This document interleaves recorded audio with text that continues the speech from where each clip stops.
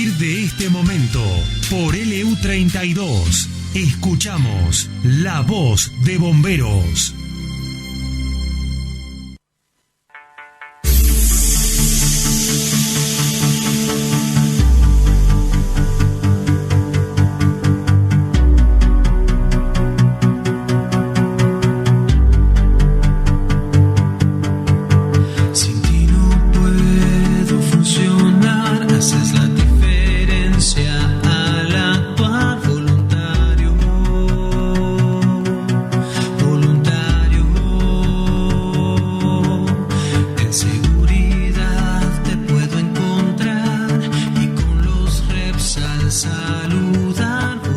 Nuestro encuentro de los días martes con bomberos voluntarios de Olavarría, en este microespacio que hemos denominado La Voz de Bomberos, para conocer un poquito lo que se realiza permanentemente portones dentro del cuartel central, de los destacamentos de Loma Negra, de Sierras Vallas, de Hinojo. Vamos a charlar un poquito hoy con quien está en un punto central, neurálgico, creo que es que sin lugar a dudas es el que recepciona el primer llamado, porque uno, ante un hecho de un incendio, ante un accidente, lo primero que hace es llamar a bomberos.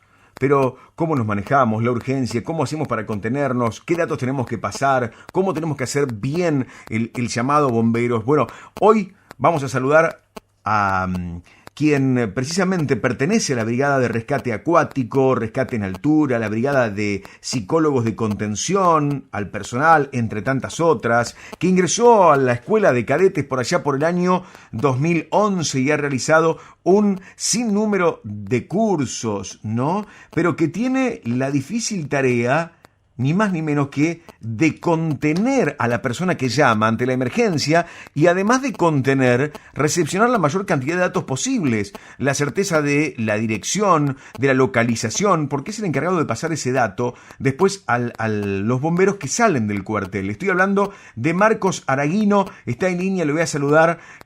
Marcos, gusto de saludarte, ¿cómo estás? Buen día. ¿Qué tal? Muy buenos días, Luis. ¿Cómo andamos? Saludarte a vos y bueno, saludar también a los oyentes que están en este momento escuchando. Bueno, nosotros muy bien, Marcos. Bueno, te toca, como se decía antes, muchas veces bailar con la más fea, ¿no? Exactamente, sí, como comentaste recién, habías mencionado un sinfín de cursos que yo he hecho, sí, son bastante los que he hecho, pero bueno, también todo esto ha servido para, bueno, en la parte de la atención de emergencia, que es el puesto que me toca a mí. Además, bueno, obviamente mi labor como bombero voluntario es mi trabajo, la parte de atención a emergencia. Y bueno, como decías bien, son muchos los llamados que recibimos, son muy variados. A veces tienen intervención de bomberos, otras veces no, pero bueno, tenemos que estar preparados muchas veces para afrontar distintas situaciones a las que se nos presentan. Claro, porque uno ante la urgencia, ante la emergencia, llamas al cuartel. Primero que suele suceder, y digo por experiencia que uno siempre cree tenerlo todo en claro, pero en un momento de nerviosismo, de tensión, es como que te olvidaste dónde lo tenés agendado, cómo lo tenés agendado, hasta te olvidás el número. Aunque te parezca mentira, te olvidás el número al que tenés que llamar. ¿Qué datos tenemos que recabar antes de llamar a bomberos? Porque uno llama a bomberos ante la urgencia y no sabés ni la dirección, no sabés lo que pasa, te agarras a desesperación de que querés decirle vengan ya. ¿Esto ocurre habitualmente, Marcos? Sí, la verdad que ocurre en la mayoría de las emergencias.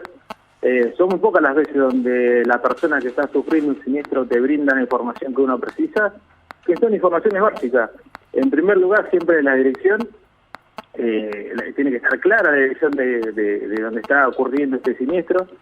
Importante también dejar un número de teléfono, porque una vez que nosotros recibimos el llamado, tomamos estos datos, bueno, dice recién la dirección, el número de teléfono, el nombre y apellido de esta persona. Después volvemos a comunicarnos para informarle que la dotación está yendo un camino, y muchas veces en este segundo llamado solemos hacer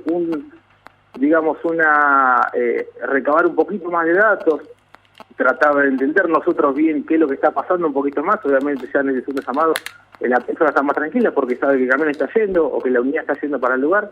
Entonces nos permite a nosotros recabar algunas cositas que bueno, que en el primer llamado no te lo pudo decir por el mismo nerviosismo que maneja por esta situación que está viviendo. Claro. En la ciudad no habría inconveniente. El tema es cuando la convocatoria es por algún lugar en la zona rural, ¿no? O en la ruta mismo, que suelen llamarlos. ¿Cómo te manejas en esos casos? ¿O cómo hay que manejarse en esos casos, Marcos?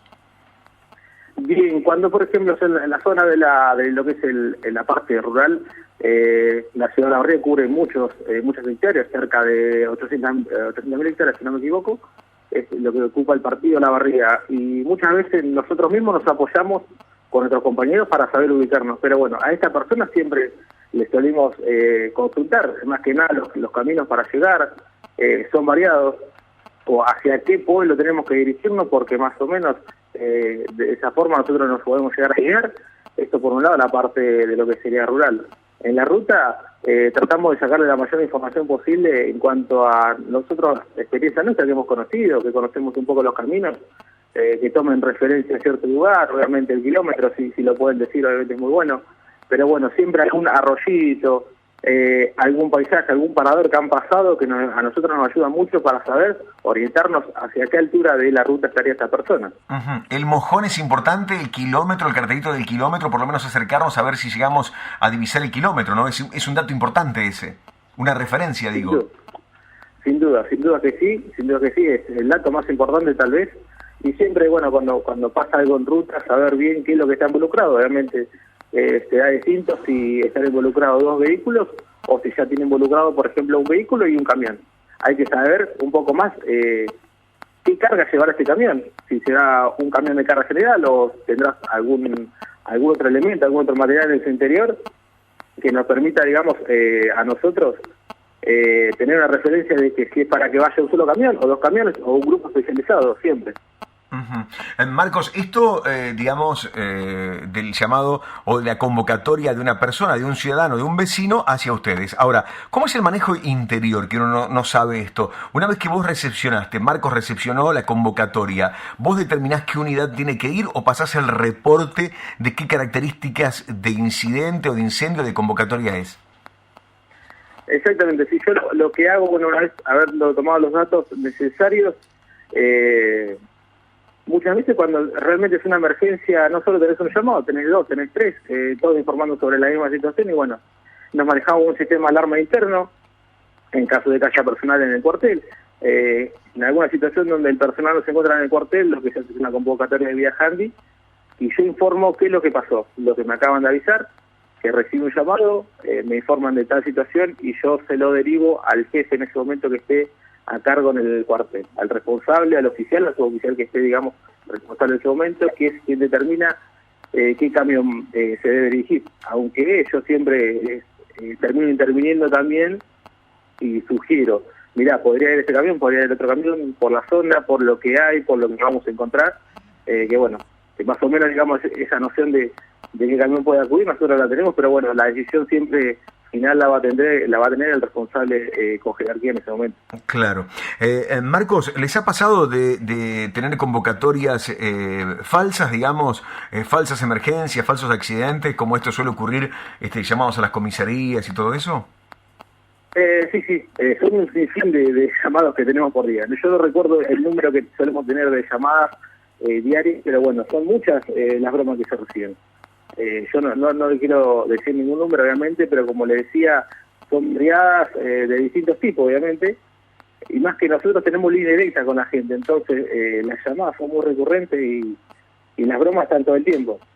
Con el paso del tiempo uno va adquiriendo alguna experiencia y va entendiendo que tal llamado es una emergencia y tal llamado es una broma. Así que bueno, siempre igual de todas formas se trata de verificar con algún compañero que esté cerca del lugar, que me informan, para sacarnos esa duda, pero bueno, ya comúnmente con el mismo llamado, el tono de voz de la persona, cómo lo dijo, los ruidos que puedes escuchar de fondo, te das cuenta cuándo es una broma y cuándo no. Claro, es increíble esto, ¿no? Que ocurra este tipo de bromas pesadas, porque muchas veces, bueno, ustedes que trabajan con la psicología muchas veces del acontecimiento, obviamente lo detectás, ¿no? Generalmente el llamado es bastante desesperado, bastante urgente, queriendo una convocatoria ya y sin perder tiempo. Sí, cuando una vez entendemos que es una emergencia, lo primero que queremos hacer es que el camión esté en la calle. Que el camión se acerque, brindarle ya con que el camión esté en la calle es una seguridad también para la otra persona. Después, mientras el camión se dirige hasta tal lugar, la contención que damos nosotros desde el teléfono es muy importante. Son variadas las emergencias de distintos tipos y nuestra atención es que haya una persona que le esté tratando de tranquilizar, obviamente llevarle la seguridad de que está yendo una unidad a ese lugar es muy importante para esta persona y bueno, nos ayuda a nosotros a contener también la situación. Uh-huh. Que se puede realmente desviar, no sabemos con lo que nos vamos a encontrar, entonces tratar siempre de minimizar un poco hasta la llegada de la unidad lo que está pasando.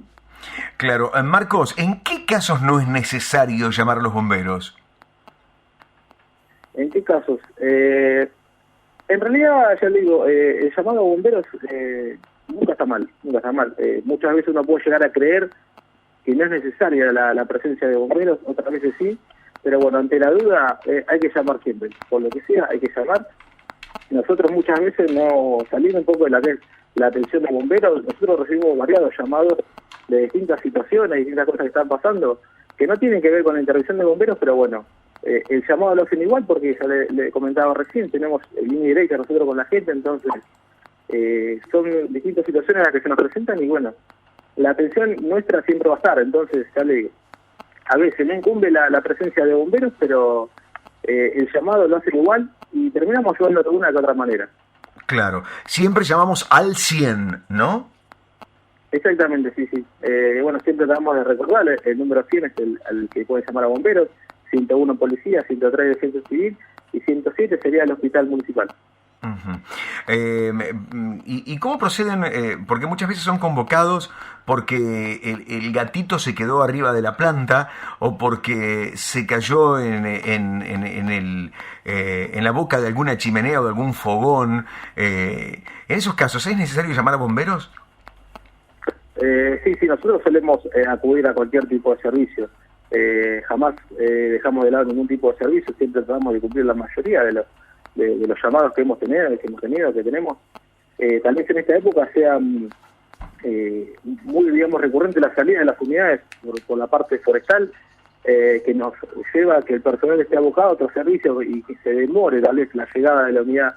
Pero bueno, la mayoría de los servicios nosotros los llegamos a cumplir.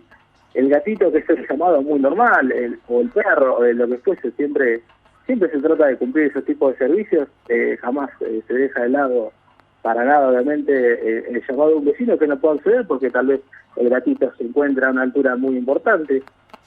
Esos son muy recurrentes, entonces tenemos el material, los elementos, digamos, adecuados para poder cumplir ese tipo de servicio. Muchas veces se siente también la comodidad tal vez de la gente porque sabe que vamos a ir y el apuro por estas mismas personas, pero bueno, que se sepa que nosotros siempre vamos a tratar de cumplir la mayoría de los servicios, aunque a veces no es necesario la presencia de bomberos, pero bueno, cuando llegamos solemos explicar la misma situación y bueno, la gente lo tiene de bomberos porque sabe que ellos mismos tal vez lo pueden hacer. Seguro. Mientras estábamos hablando de este rescate de animales, también me vino a la memoria que hace muy poquitos meses, estamos hablando ya sobre finales del año 2019, se llevó a cabo allí en el Centro Municipal de Exposiciones de aquí de Olavarría una charla sobre el manejo de reptiles y allí estuvo gran parte del equipo o de los bomberos voluntarios de Olavarría para saber cómo manejarse cuando se encuentra algún reptil, poder identificar si es venenoso o no, incluso recibieron algunas pinzas también para poder maniobrar reptiles. ¿Les ha pasado esto de que los convoquen por la presencia de reptiles? Es muy seguido, sí.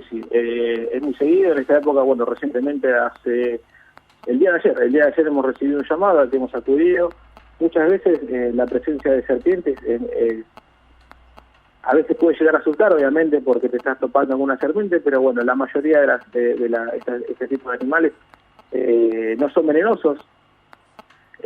tal vez una persona misma lo puede manipular, pero ya le digo, muchas veces el miedo, el toparse con este tipo de animales a veces lo inhibe a la persona, entonces no termina realizando ese acto, pero solemos asistir, digamos, a todo tipo de servicios, hemos sido capacitados constantemente desde parte del municipio, desde la presencia del director de la máxima también, que se ha acercado al cuartel, nos ha dado bastante capacitaciones, hemos asistido a cursos que se han dictado en distintas instituciones y se nos han entregado esta ficha que recién mencionabas, Luis, que nosotros para mantenernos alejados de los animales, en caso de que sea vamos a tener las precauciones.